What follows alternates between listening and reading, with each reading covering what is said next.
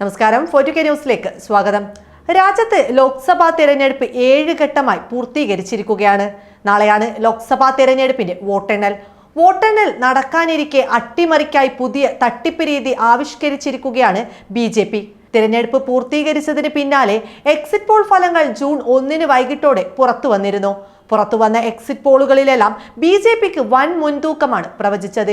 എന്നാൽ 295 സീറ്റുകൾ നേടുമെന്ന ആത്മവിശ്വാസത്തിൽ ഇന്ത്യ മുന്നണി ഉറച്ചു നിൽക്കുമ്പോഴും തിരഞ്ഞെടുപ്പിൽ വൻ അട്ടിമറികളാണ് BJPയും NDAയും നടത്തിയിട്ടുള്ളത് എന്നാണ് ഞെട്ടിക്കുന്ന റിപ്പോർട്ടുകളും. മോദി ഭരണത്തിൽ രാജ്യത്തെ ജനത അസ്വസ്ഥരാണ് എന്നുള്ളത് പരസ്യമായ ഒരു രഹസ്യമാണ്.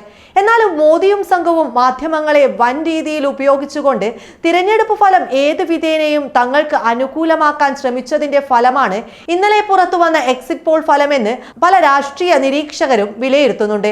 ഒരു കണക്കിന് നോക്കിയാൽ വൻ അട്ടിമറി തന്നെ നടക്കുമെന്ന് സംശയിക്കേണ്ടിയിരിക്കുന്നു. കാരണം BJPയുടെ ഓവർ കോൺഫിഡൻസ് സൂചിപ്പിക്കുന്നതും അത് തന്നെയാണ്.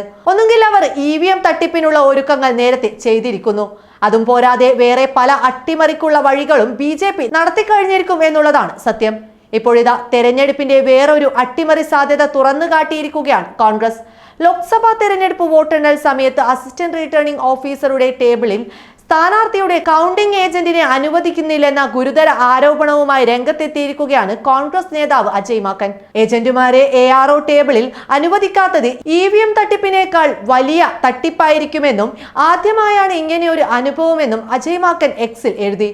ഇതിന് പിന്നാലെ റിട്ടേണിംഗ് ഓഫീസർമാരുടെയും അസിസ്റ്റന്റ് റിട്ടേണിംഗ് ഓഫീസർമാരുടെയും ടേബിളിൽ കൗണ്ടിംഗ് ഏജന്റുമാരെ അനുവദിക്കുമെന്ന് ഡൽഹി മുഖ്യ തെരഞ്ഞെടുപ്പ് ഓഫീസർ വ്യക്തമാക്കി. ആദ്യമായാണ് സ്ഥാനാർത്ഥിയുടെ കൗണ്ടിംഗ് ഏജന്റിനെ AROയുടെ ടേബിളിൽ അനുവദിക്കാതിരിക്കുന്നത്. 9 ലോക്സഭ നിയമസഭാ തെരഞ്ഞെടുപ്പുകളിൽ ഞാൻ മത്സരിച്ചിട്ടുണ്ട്. ആദ്യമായാണ് ഇത്തരമൊരു അനുഭവം. ഇക്കാര്യം ശരിയാണെങ്കിൽ EVM തട്ടിപ്പിനേക്കാൾ വലിയ തട്ടിപ്പായിരിക്കും ഇത്. എല്ലാ സ്ഥാനാർത്ഥികളുടെയും ശ്രദ്ധയിൽ ഇക്കാര്യം കൊണ്ടുവരികയാണ്. തെരഞ്ഞെടുപ്പ് കമ്മീഷൻ ഇക്കാര്യത്തിൽ ഒരു വ്യക്തത വരുത്തുമെന്ന് പ്രതീക്ഷിക്കുന്നതായും അജയ് മാക്കൻ ട്വീറ്റ് ചെയ്തു. മാക്കന്റെ ട്വീറ്റ് ചർച്ചയായതോടെ ഡൽഹി മുഖ്യ തെരഞ്ഞെടുപ്പ് ഓഫീസർ ഇതിന് മറുപടി നൽകുകയായിരുന്നു.